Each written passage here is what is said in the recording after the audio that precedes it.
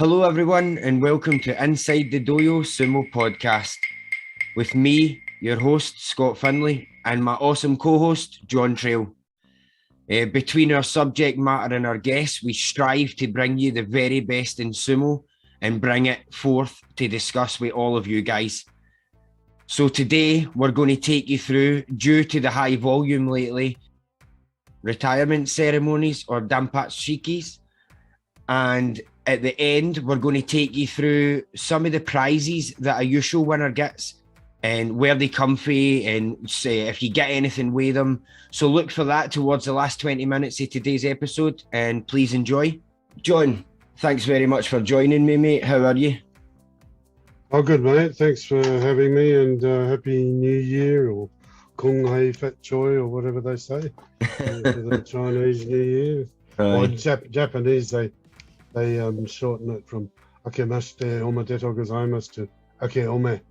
So I always love the abbreviations. As in sumo wrestling, they tend to abbreviate things and grunt and that. People were asking, why are they always so breathless after in their post-bout interviews? Well, it's the same as they run about at least 50 meters or something, so they're still catching their breaths. Aye. So 50 to 100 meters, depending on how long it went for.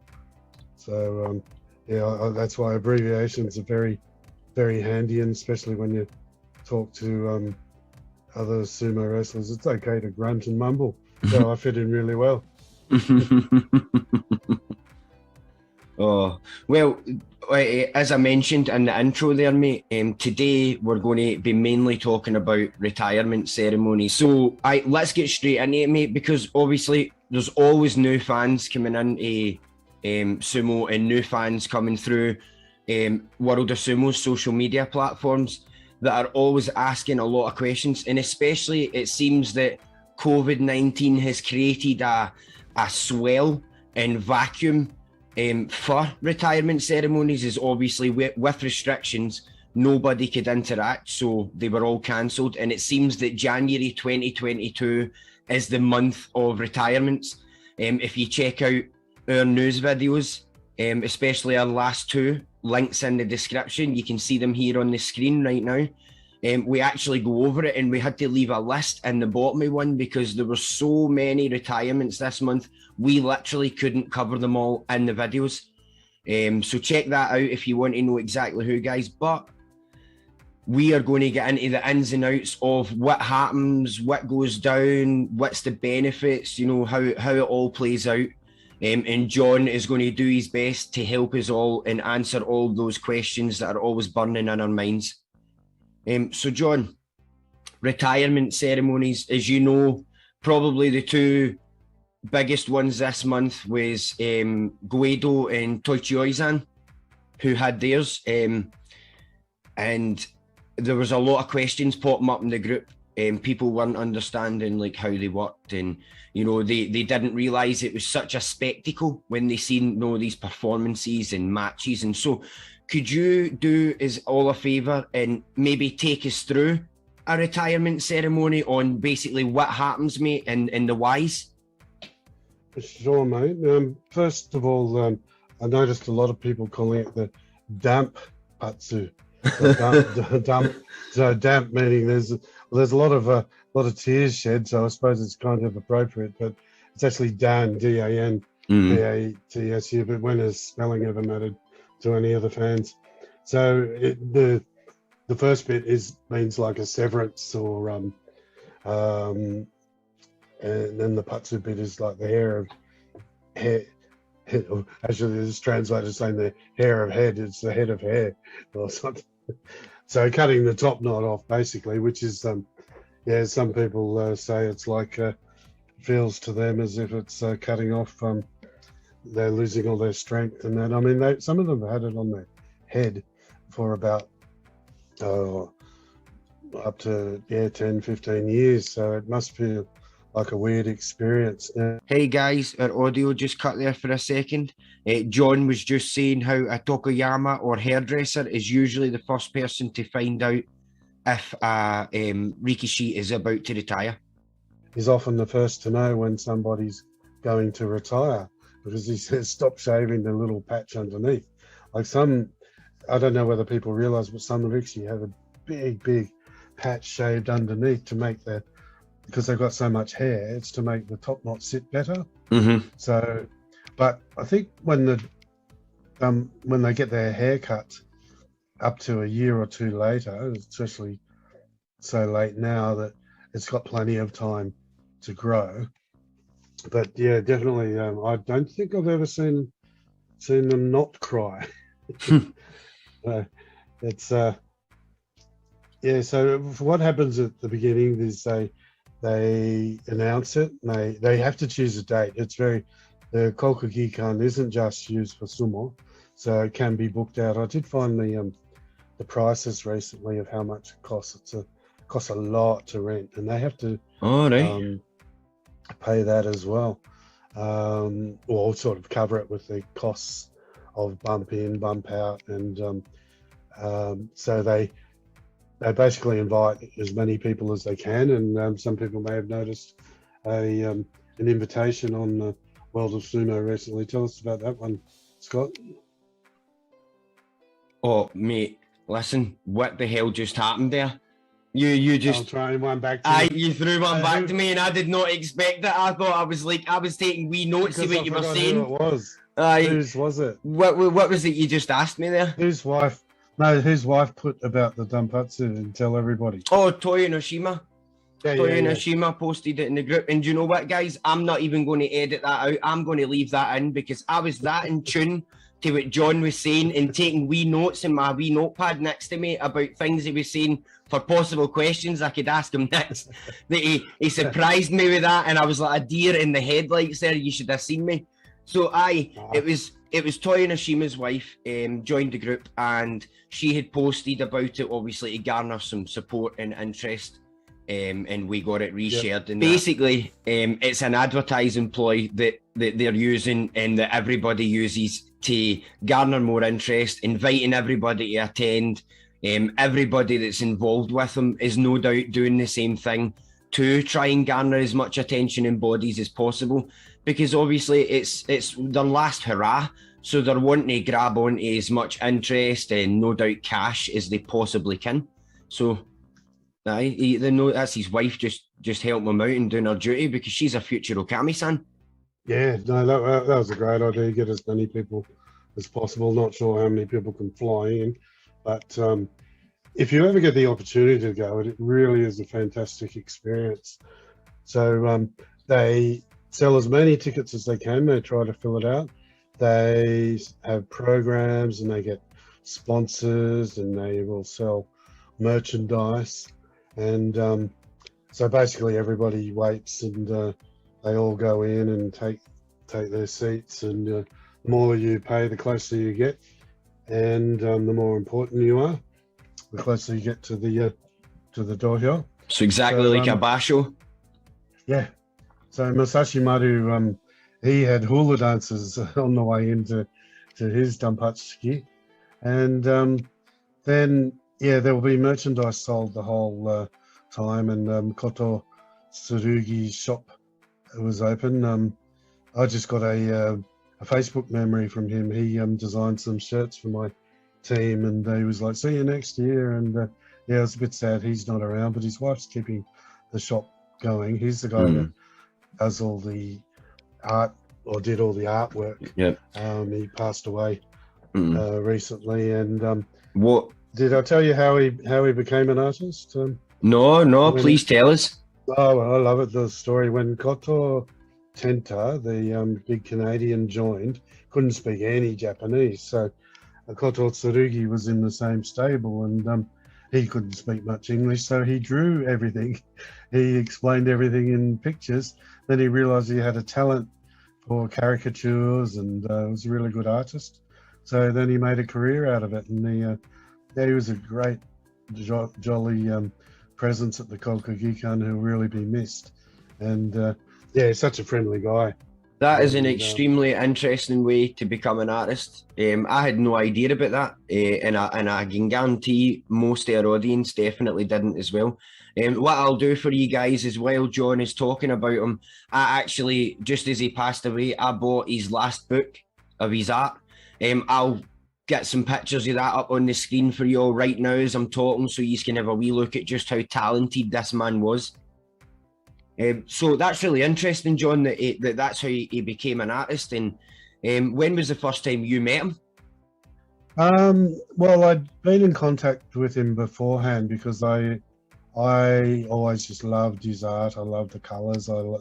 It's not it's a little bit different to the anime stuff, and for me it's specifically sumo, and it captures the essence of whether or not he's doing something serious or lighthearted, or and for years I've been reproducing a lot of his pictures, like with my children on each shoulder. He's got a lot of those, and I kept doing it until they were too big to hold up. And so he designed a t-shirt for us. So at the Hakuho Cup, I went upstairs, and he invited me to sit with him, and we were just having a great chat and having a few beers, and then we went out to the it's Hana no Mai is the restaurant with the dohyo in it, right next to the station. Someone was asking about it, so I think in about 2016 they knocked it down and rebuilt it, and it's called Edo Noden. And it's a collection of about a dozen different restaurants, and it's still got the big dohyo in the middle, but it's not just part of one restaurant. So they use it for various events. You can have a go in the middle if you like, as long as you're not a female. Yeah, a lot of people get upset about that. So yeah, I don't think that one should be off limit, but I suppose it's made by the same people that make the ring and the kokugikan, and it gets blessed the same way. So I don't agree with. So let's I think that talking about women on the dohyo is definitely something that we should not be getting into here, and leaving that for another episode, because that's at least a half an hour conversation. But what I will say is I completely agree with you there, that I definitely think women, I don't even think it should be a thing these days. That's all I'm going to say, that women couldn't go up in the dohyo. In this day and age, I think it's crazy. But we will leave that for another episode, mate, because I know that both of us have a lot to say on it. Well, we're in amateur sumo where there's complete gender equality. Exactly. That's exactly. That's a totally different issue that always comes with women wanting to be paid as well, and they mix up all the issues rather than definitely segregating all the. So then we move on to so the danpatsus. Let's get back to that. Yep, mate. Yeah.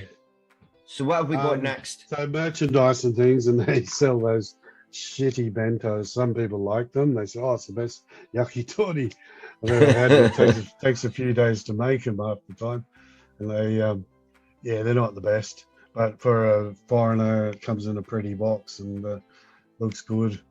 And then they sort of, to welcome everybody, they play the Taiko Drums, which sort of I suppose alerts the gods that they're there. And those the special taiko that they use has a special sound to it, and they cost an absolute fortune.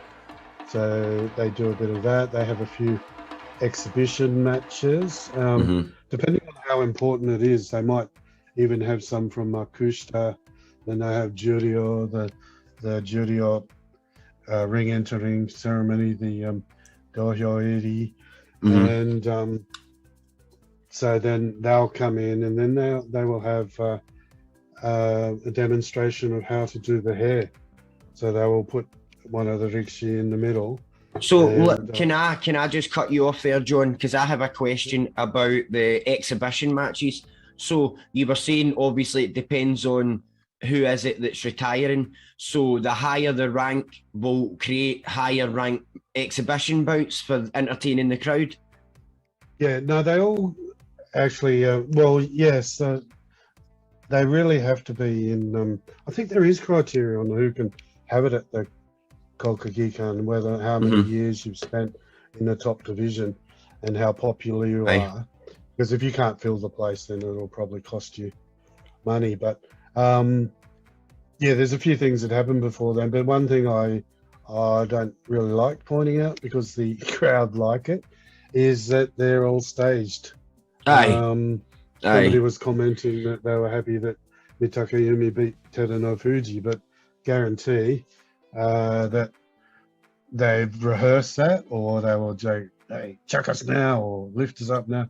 So a lot of them they're entertaining because they know what to do. The untrained eye can't really tell, but I was sitting right next to the Dohyo for Takekaze's retirement ceremony, and basically I had a wedgie eye view of everybody walking past Hakuho, Endo, the whole top division, and you can see who's clinching, who's not, who's pretending, and they will often lift them a lot higher than they would just for the theatrical value.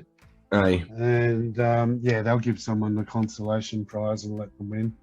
There's no real money in it. See, and you'll see that there's so much validity to what you just said, because if you look at the most recent ceremonies, let's go to like Guedo and Tochoizan again. Their matches, there's one with like Takayasu v Chinokuni, Terunofuji vs Mitakayumi, and literally see the two pictures I'm looking at right now that I'm showing on screen as well for you guys. They're literally they couldn't be lifting them any higher.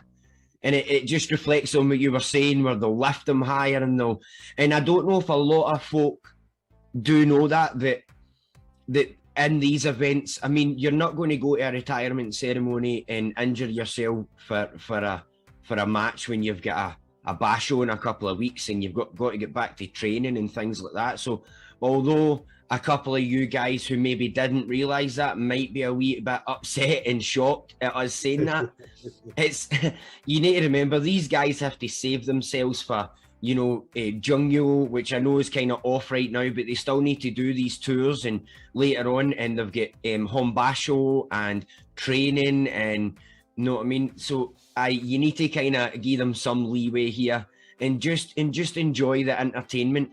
My missus was actually sitting, we were watching something the other night, John, and it was so funny because it was, who was it? It was, I think it was Ikioi.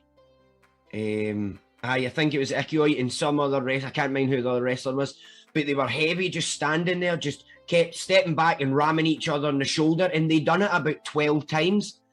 And Lisa Pure sat up in her seat and she was like that, oh my god, and I was like, no babe, that's staged. Yeah. Like they're just entertaining the crowd right now, do you know what I mean? Like, calm down. And she was in heavy shock because, again, to the untrained eye, they had her convinced because she doesn't watch sumo enough to be able to spot these things. That came as a wee bit of a shock to her, a non-sumo fan. So I'm just putting a wee word out there for all you diehard fans who might not know that. Don't attack us. It's true. Check up on it. But on the other hand, I think it's important to mention everybody keeps criticizing somebody like Ichinojo or whoever and Kaisei, whatever, for spiritless sumo. They think he just walked out. But it's like, I liken it to doing a fault when you're serving. Like, you're throwing the ball up incorrectly, there's no point hitting it. So often, if you know that you're in a position where you're not going to win, there's no point struggling and hurting yourself. So they might just look like they're stepping back, or they have an injury. It's not worth ruining your career. Just if you know you're definitely going to lose, why are you going to break your knee? You know what I mean? Because that's all you're doing. That's right. It's just not worth it. But these people that are commenting and angry and think they're just giving up and walking out, they really need to understand what it's like. We have one guy who's just so strong. He's got the longest arms, and he comes out at the touchy eye. He's fast enough to do the kachiage, the elbow, and then shove his hands underneath yours and chest to chest, and he's down low. You can't do a thing. So you have to give up. Everybody, he's talking about me right now, John. That's who John's talking about. He's talking about me, the legend that is Scott Finlay. So Oh, the other one is when they go, Tochinoshin picked him up like a baby. What a loser! He's just let him carry him out. I hate that. Or if they struggle, the reason they struggle is because if they were to still manage to get dropped and keep a toe in, and say Tochinoshin steps out, they win the bout. Aye. So that's why you'll see some of the little guys. They know they have to give up, but they will squirm around. I would definitely, if it was me, I would not just say, "Oh, you've picked me up," and just lie in his arms. And I just don't like. I mean, I don't mind. See if people want to post, they're excited that Tochinoshin lifted someone again, and I mean, because let's face it, his knees are in that state for doing that sort of thing. Yeah. But if they want to do that, that's okay. But I don't know about calling other guys like a wee baby, you know what I mean? Because they talk about being disrespectful and then they're calling other guys babies, and I'm like, well, it's doing like toddlers. I mean, some two sides of the same coin. Yeah. So back to the danpatsu. Speaking of babies and toddlers, now they do have a few matches with kids, and sometimes they might even bring out their own spawn and have a cute little Kasho Moashi on them as well. That always makes a good photo opportunity. Aye. And then they move on to the Shokiri comedy sumo. So they show what you're not meant to do. It gets a bit theatrical. They some people might remember poor Shobushi, who passed away with that tragic accident on the Dohyo. He was one of the main guys that. Oh no, actually, Shobushi. Pardon me. Shobushi was caught COVID and died. Hibikuru was the one who had the accident on the Dohyo.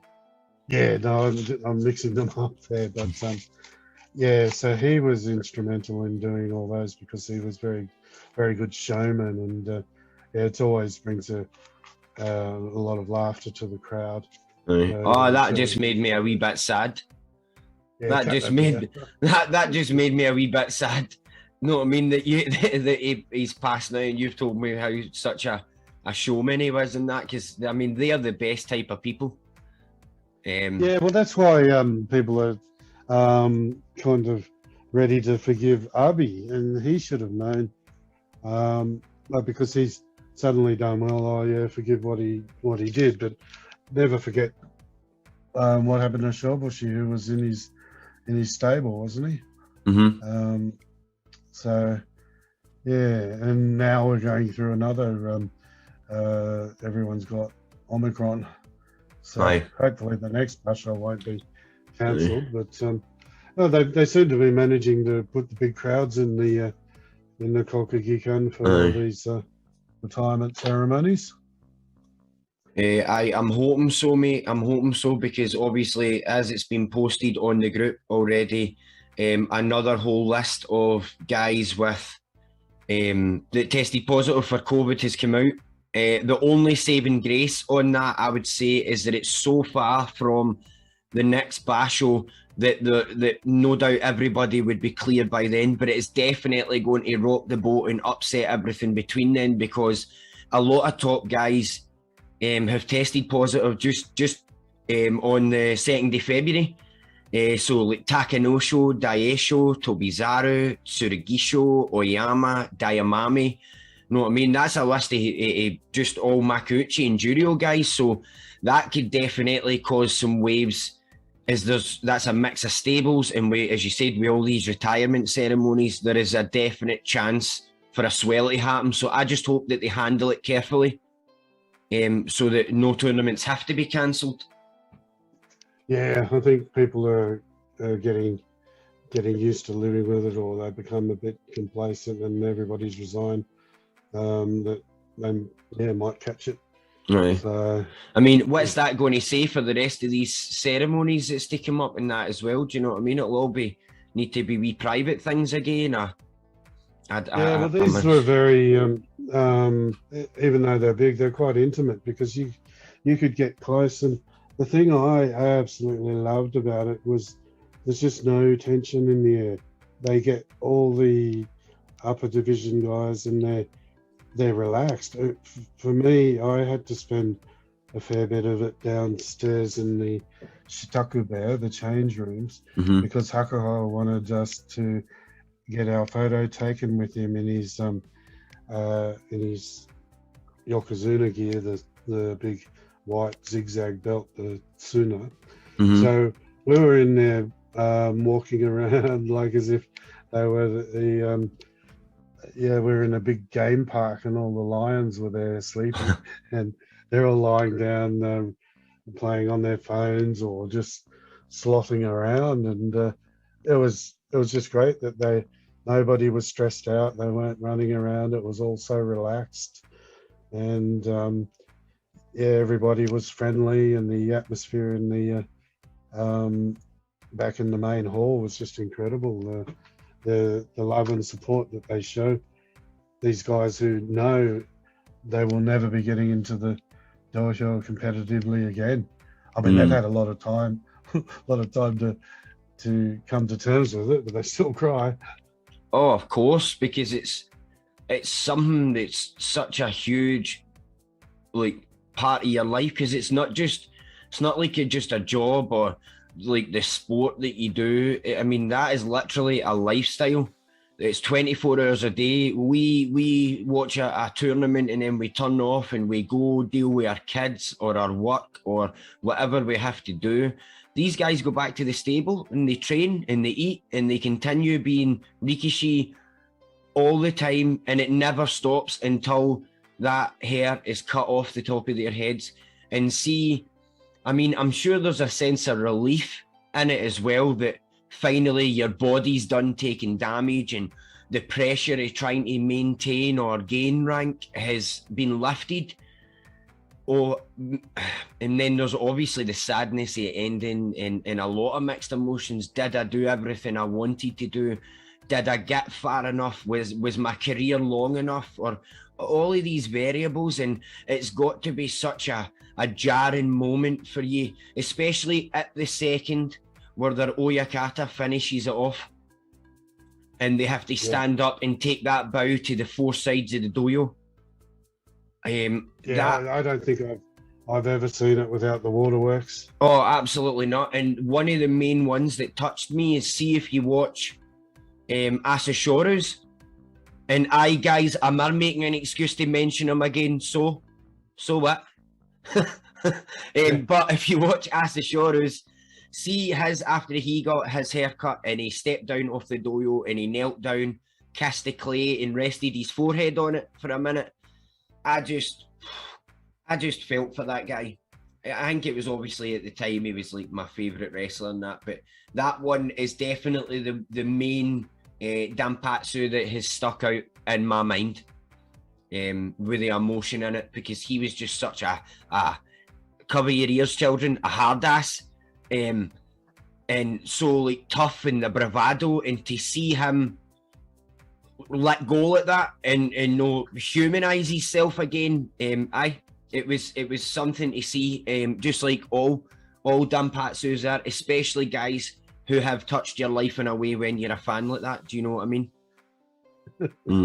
But so the other things that are going on, they have the sumo jinku. They sing one of those strangling a cat sounding songs, and they have significant meanings too, and that the sounds ring out across the kokugika, and then they get the red carpet out, and with Masashi Maru, he'd gone back inside. They called him out with a conch, Hawaii style, and then Japanese love speeches. So the head of the Koenkai, the fan club, gives a long speech and that, and then people take turn in cutting bits of hair off. I don't know how many strands of hair there are, but it just seems endless. It takes hours, and Masashi Maru, he got Jacques Chirac to cut one of his take a snip.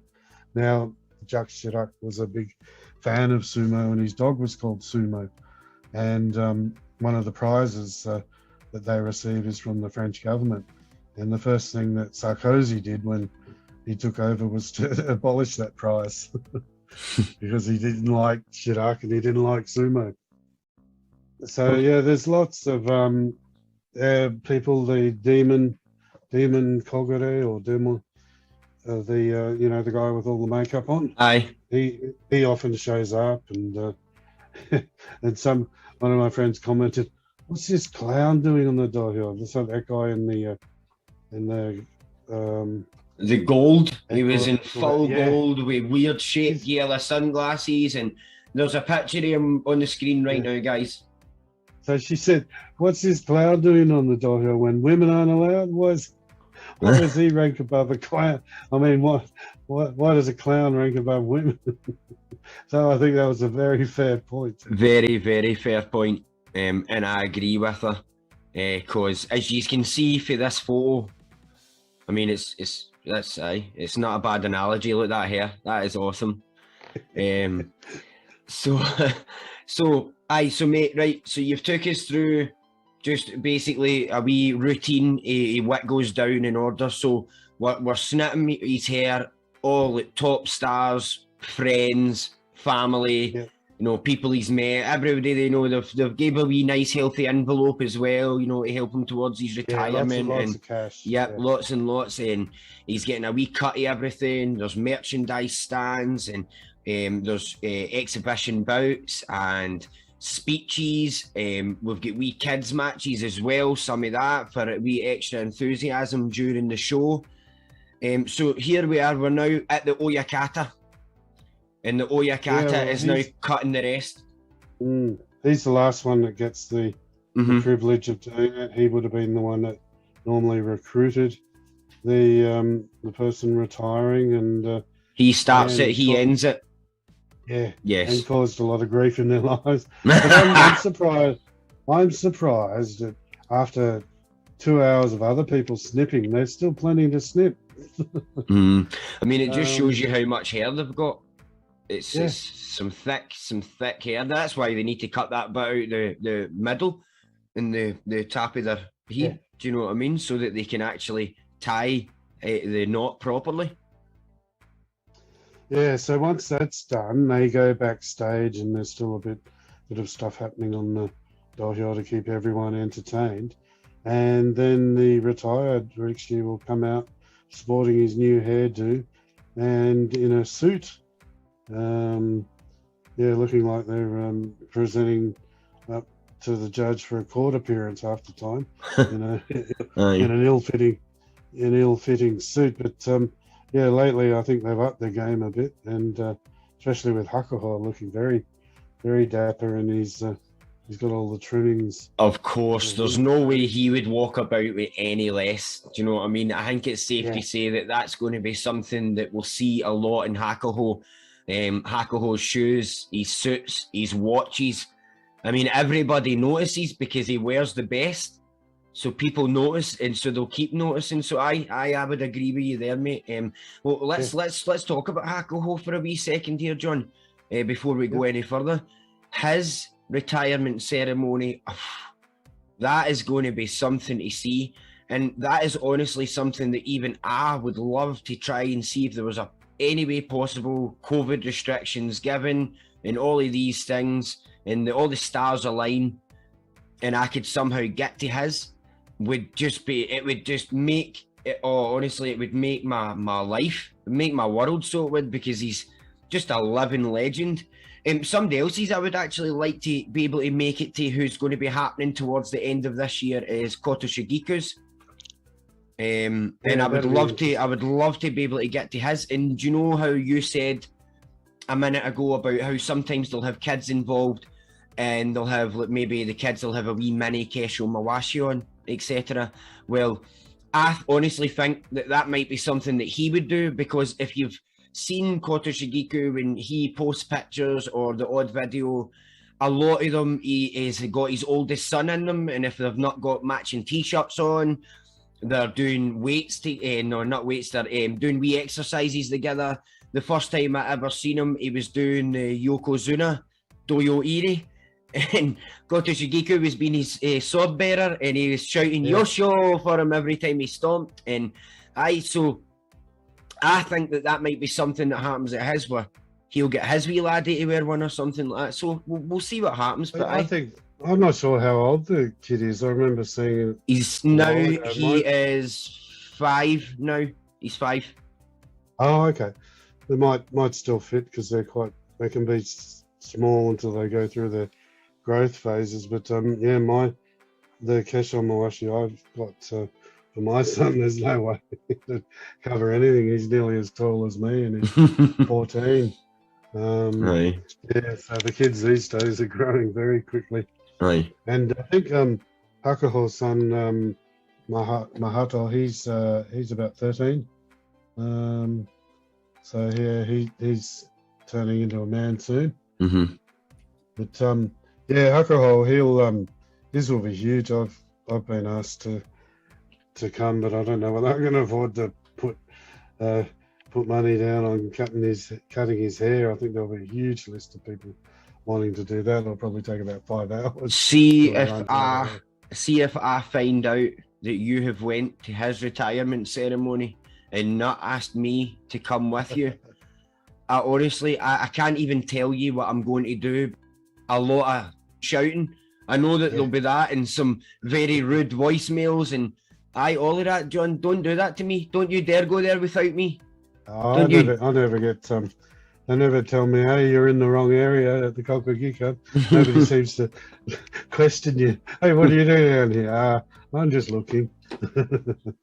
But they're always quite friendly, and that's because it's such a relaxed event that everybody's kind of happy but sad at the same time. Aye.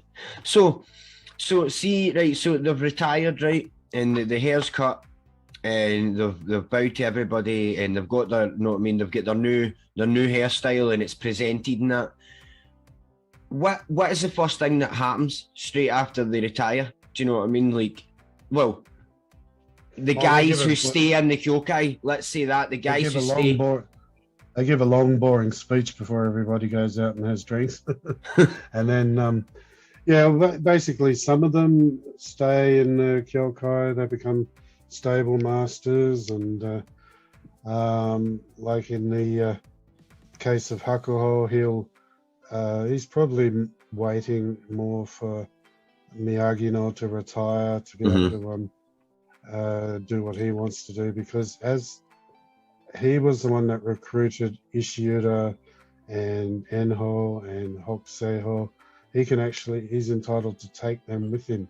Absolutely, but I think maybe out of respect for Miyagi-no till he retires, he'll make that decision later. I can't remember whether I found out or not. I'll have to check my messages because I was trying to get the inside word. But yeah, basically, I think I was told that was his intention.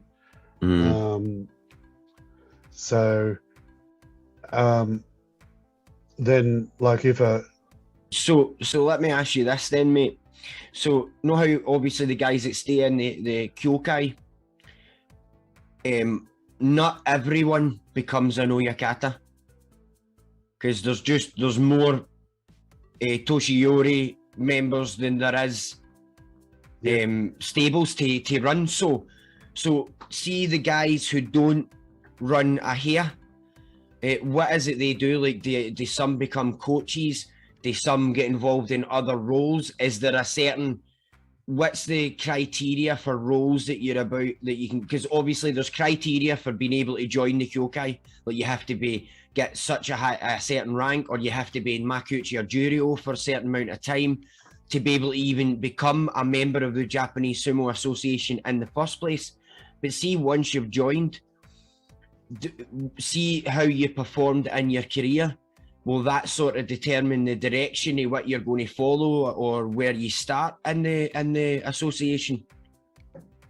Yeah, often it does determine where you end up, but I reckon it's a crappy criteria. I mean, some of them have bashed their heads against wall and aren't the smartest tools in the shed when they become an oyakata. You have to be a manager, a father, a marketer, a salesman, and And there's just so many roles that they have to do. That's why they're all grumpy bastards. And half of them have had their brains bashed in, so they're not always the most pleasant guys because they've got so much responsibility. It's definitely a stressful position, especially for a lot of these guys who have like maybe only half of a high school education as well, and then spent 15 years as a wrestler to then be thrust into a position where you've got all these like documents and there'll be so many like forums to fill out, reports, things to keep track of.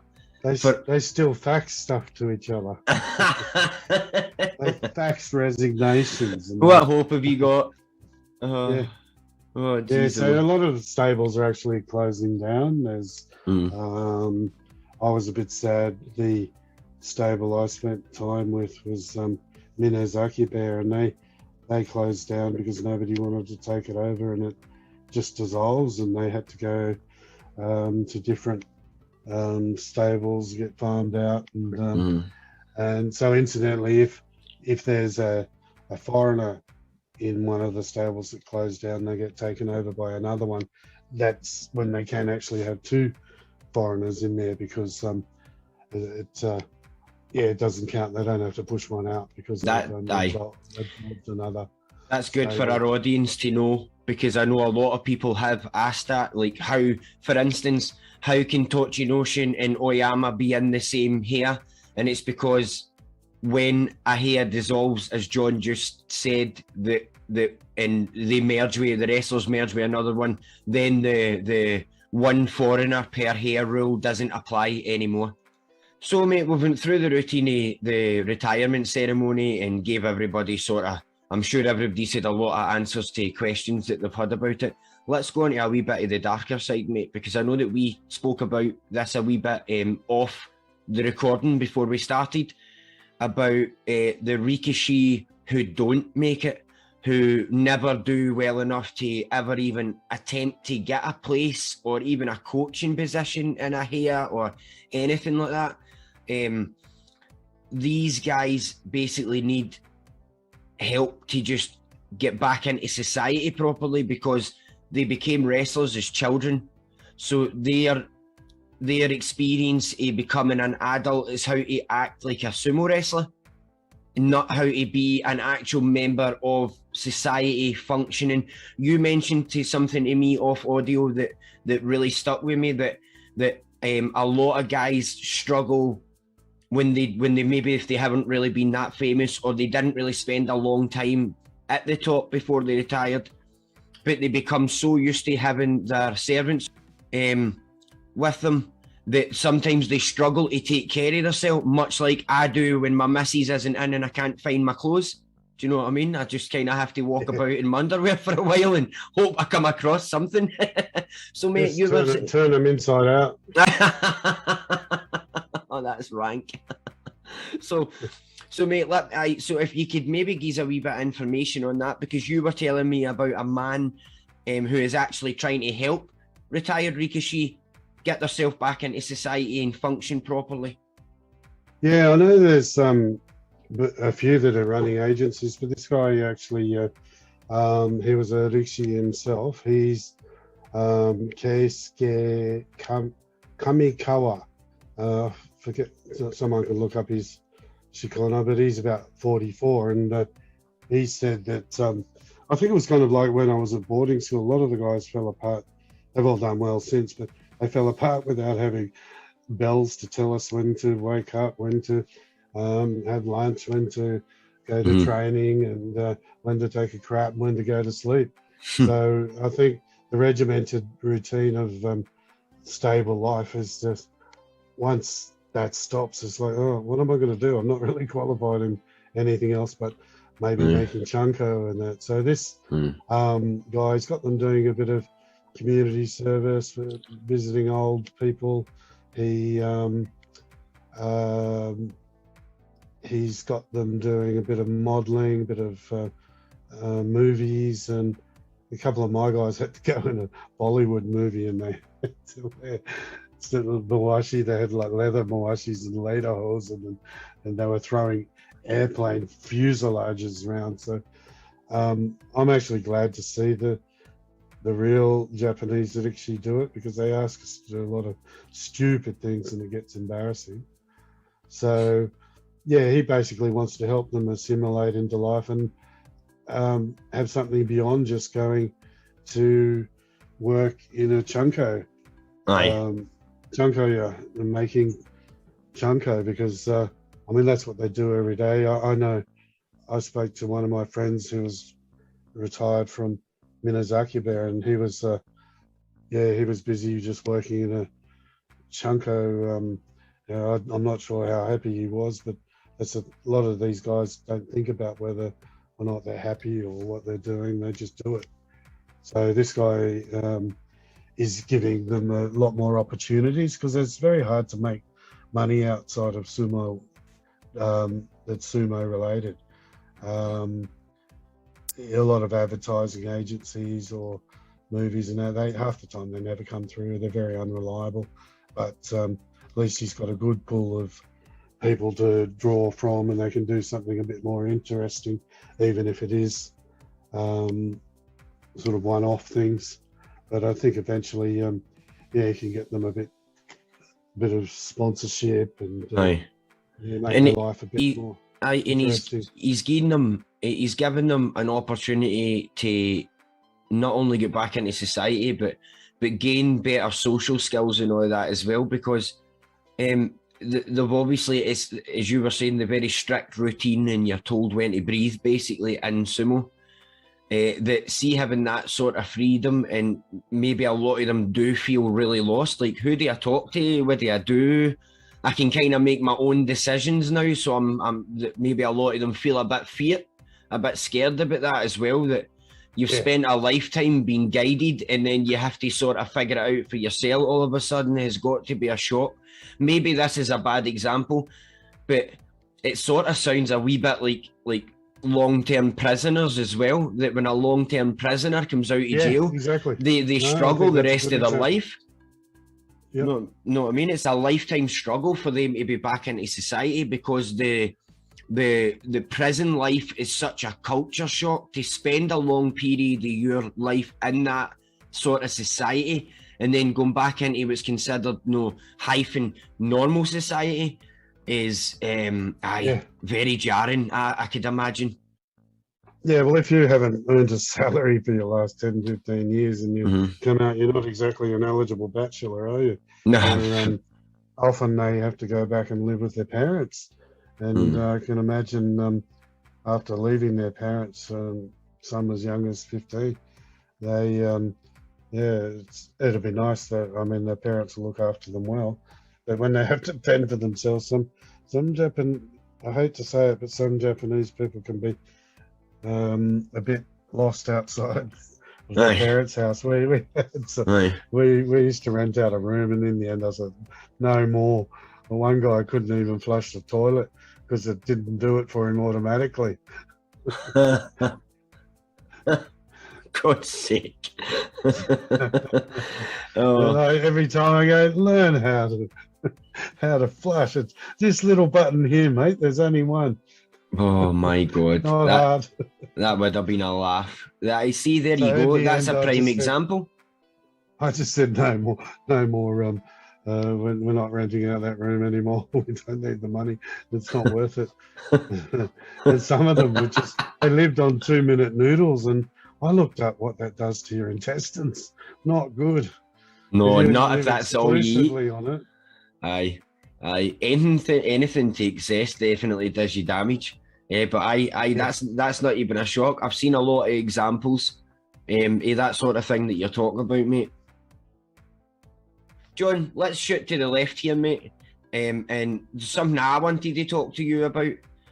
See prizes that the Yusho winner receives. I would like to know a wee bit more information on them, because I had noticed recently that was actually something that I didn't know too much about. I'll give you an example. I only recently, in all my years of being a sumo fan, I did not know that the guys get the Yusho trophy until the next basho, hand it back and get given a mini one to keep permanently. I had no clue. And that was like literally in the last week that I found that out. So I'd like to know, can you give not only me, but all of the audience some more wee tidbits on some of the prizes and some background about it? Like, I know a lot of people ask about the macaroon from France, for instance. Yeah. Yeah, well, I think there's nearly 30 prizes. I'm not sure exactly how up to date my list is, but we'll go through the more interesting ones. So the big one, the Emperor's Cup, Tenho Shihai, is it weighs about 30 kilos, which is 64 odd pounds in the ancient measurements, and it can hold guess how much? 36 liters of liquid. But you'd expect them to want to drink some sake out of it, but the lid is actually soldered on, so they can't do that. So often they remember when they take the photo in the change rooms at the end, they I'm not sure which cup they use, but it's the biggest one they can find full of sake. So then the next one is the Yusho banner, the Yusho ki, and the Emperor's Cup and the banner are presented by one of the 3 chief judges at the beginning of the presentation ceremony on the final day. So the 2 symbols are returned to the Kyokai in a sort of reverse ceremony held after the top divisions and the Dohyo Iri on the first day of the next basho, and and a small replica is also given to the Yusho winner. So yeah, that was that big table of cups and things you saw from Hakuho. It's like the world's greatest gachapon collection. That's exactly what I'm talking about, mate. That was the exact picture that educated me. Yeah. No, that was interesting because I mean he'd need a big pool room to put all his trophies in. I think that he's got it in the bag, but I think that he's okay. I mean, I realise that right now it's more convenient for a lot of them to live in apartments.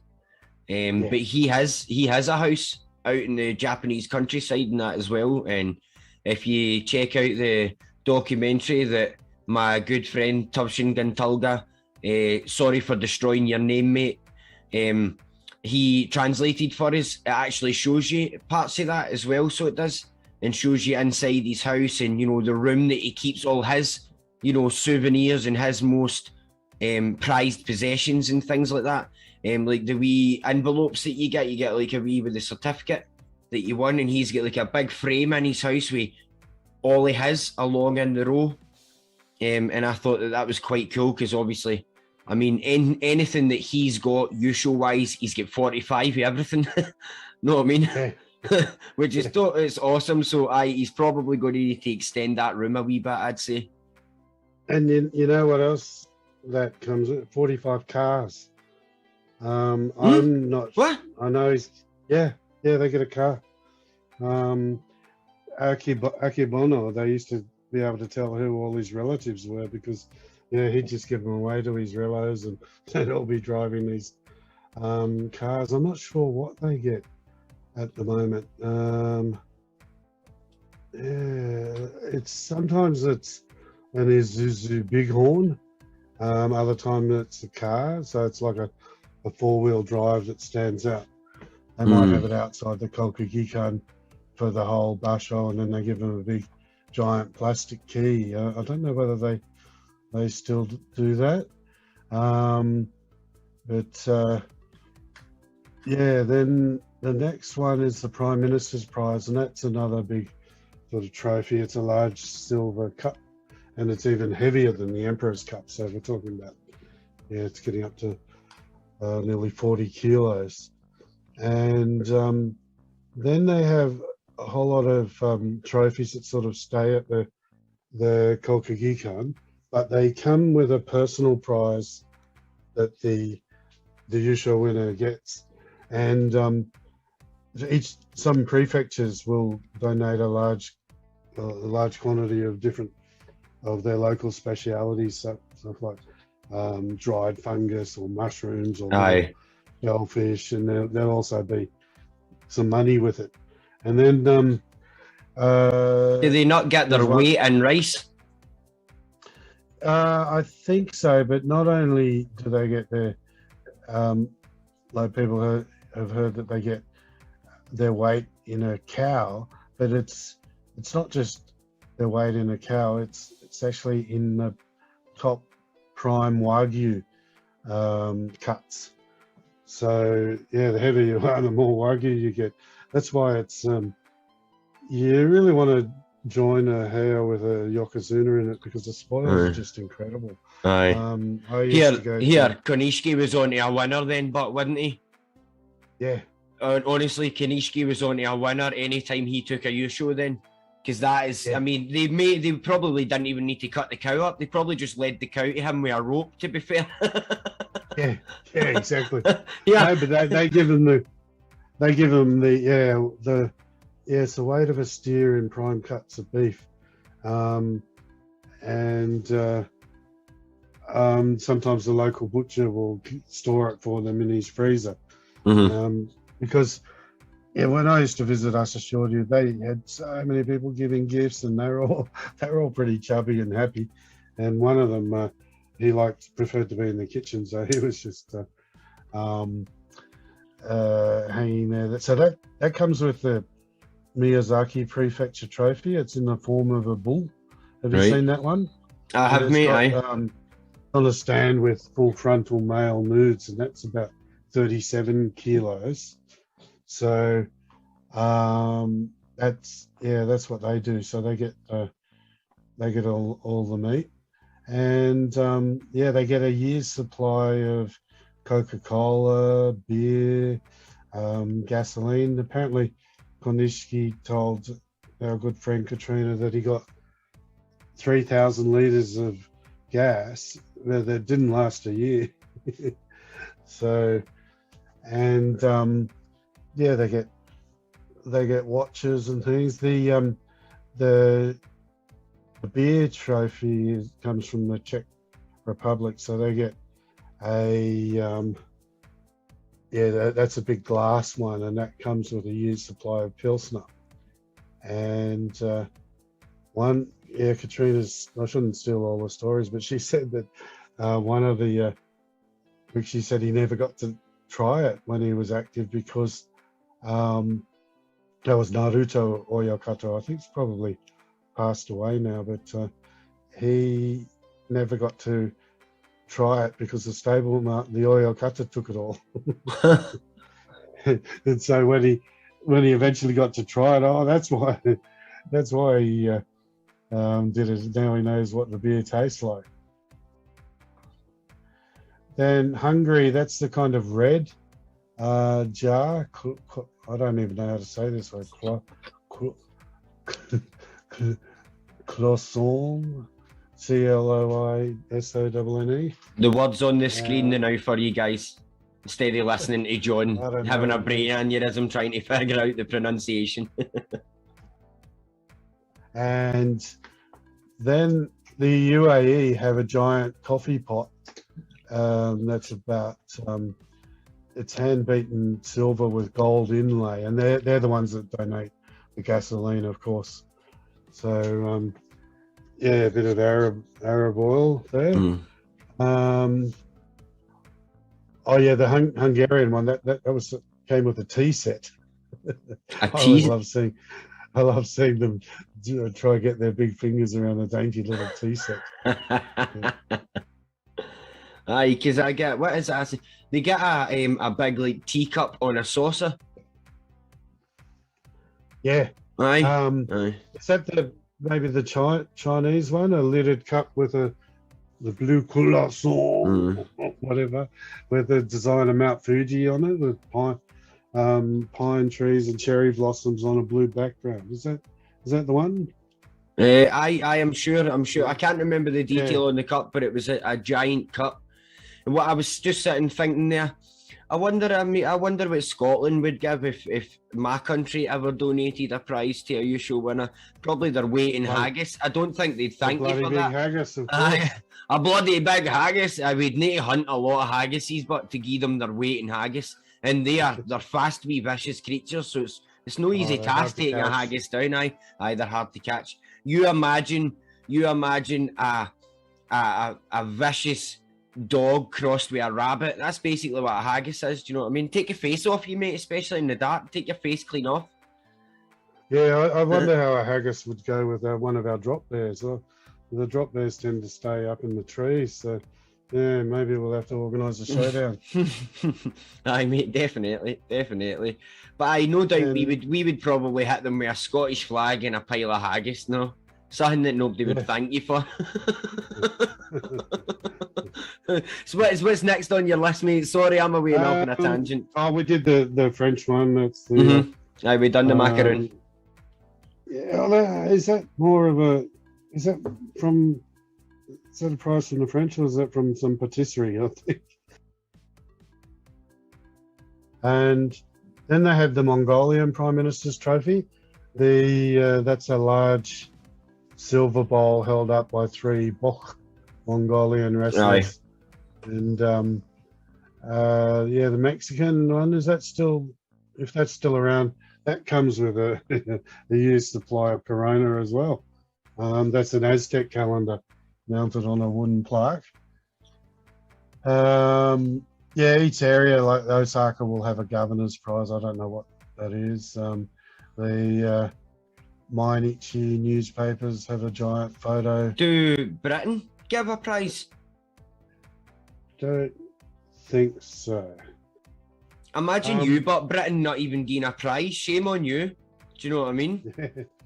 Well, Bulgaria's got one. They've got a sort of rose thing with leaves on it. I don't know what it comes with. Japan Airlines give one. There's like a jet plane, a millionaire's cup, they call it, Ozaki Sake. So that's that's what they fill up the giant sake cup with later and use for the celebrations. And that comes with 4 barrels of extra sake to go with it. So that would be, well, judging by some of the barrels I had were 22 litres. So yeah, probably about 80 litres of sake they're getting. So yeah, they'll go through that in about a week, I reckon. The Coca-Cola bottle, if that's still around, that used to come with a Bulgari, or however you pronounce it, watch. Yeah, basically, so 30 bales of rice. So I did calculate once how much they would go through, like per head, how much they would eat and how it expands. And they literally are truckloads of rice coming into the stables, but it really gets cooked pretty quickly. I think when they're down south, they'll also get the eggs boiled in the hot springs, and basically more stuff than they can cook. So they share around, have a bit of a feast, and that is why having Yokozuna or Ozeki and things like that is really, really beneficial for the whole stable. And it tends to be that when somebody in the stable manages to break that wall and get there, that for about a year after it, suddenly all the guys in his stable start to do a wee bit better because they've managed to gain a wee bit extra weight, they're eating a wee bit better, they're just happier overall because they're receiving so much, just the extra, because there's just too much to be going around when you do win this. So I mean, this is why. Well, Katrina said when she was visiting Akebono and Azuma Zekibear, she the Okami-san, the wife of the Oyokata stable master, she stuck her head around the doorway and said to Akebono, "You better win the next tournament. You're eating the last of the beef you won." Brilliant. When we talked to her, we got to hear the story about when they had spam. The Hawaiian rickshaw just live for their spam. One of them went out the window, hey, we're having a party and we got spam. So who do you mean there, Katrina? Yeah. Aye. Yeah, she's got some. And that's stories. something that I'm mentioning to you now then, guys, that we will have Katrina Watts on at some point to bring. Now, this is a woman, I can't even start to begin to tell you this lady's credentials in sumo. Starting off with just the amount of years that she spent deep in not only the amateur sumo world, but involved in professional sumo and all. John, do you want to maybe tell everybody a wee bit about Katrina, just so that they kind of know when she comes on who they're getting? Well, because I could talk, but you will be able to give it so much more of a better chance than me. Yeah, she's one of my favourite people on the planet. I first met her at the World Championships in 1997, and she was doing the commentary and in charge there. She was already a NHK commentator doing the colour commentary when they used to have a few in the booth, and she was a professor or something similar at the Women's University in Kobe, and yeah, basically her trademark was a big long hair, and she was very close to a lot of the rishi because she knew about a lot about them, spoke very good Japanese, and so she was very endeared herself to them and was very trusted. She she's a lot of fun. She even came to my wedding, and poor woman made her do the translate for my mother-in-law, so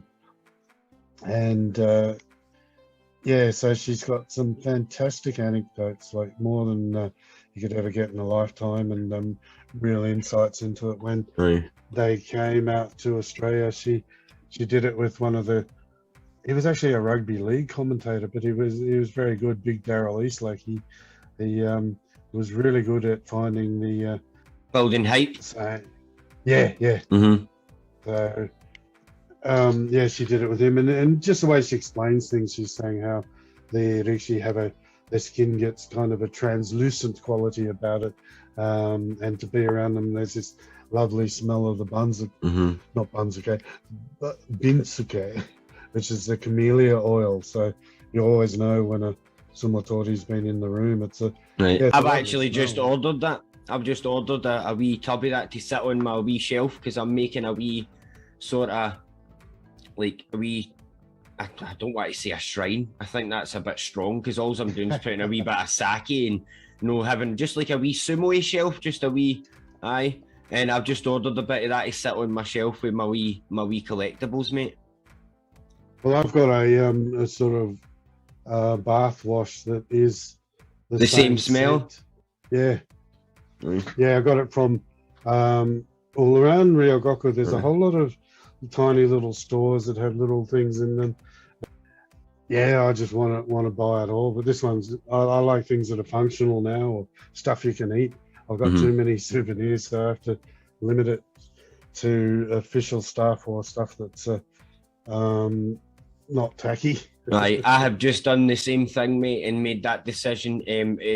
Obviously you guys can't see, but as you can see behind me, John, my wall of sumo is gone, because I took everything down, because I have now accumulated that much merchandise. Obviously a lot of this is the prizes that I give away to everybody on the group, but I've accumulated that much stuff that now I have to take everything down and pick and put up only my best of stuff, because I've got no space to put everything, and I've got drawers full of stuff now. And also my missus has started to say to me, like, right, you need to like put a lid on this jar now until you use some of it up, and then you can start filling the jar again, because I'm collecting too much. She's starting to get a wee bit annoyed about it. So John, we're out of time now, mate, and that brings us to the end of this week's episode. It's actually, I found it really interesting. I have learned a lot today, mate, and I hope all of you have learned a few things, and a lot of your questions have been answered. If not, I would love to know what else you guys would like to know, so just leave a comment. John, thanks very much as always, mate, for joining me. Thanks everybody for listening, and we'll see you in the next one. Gott Anders.